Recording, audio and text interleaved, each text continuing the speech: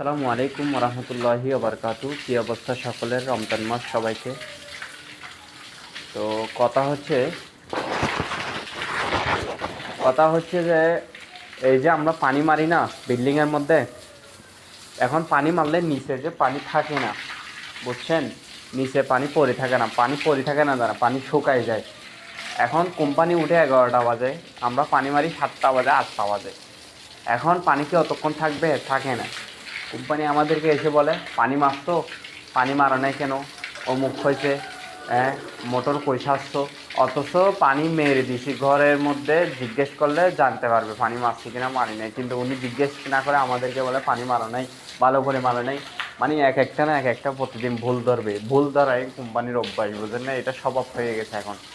Company যদি ভুল না ধরে, কোম্পানির মনে হয় দিনটা চলে যায়, বুঝেন না? ওই জন্য ভুল ধরতে হয় কোম্পানি থেকে।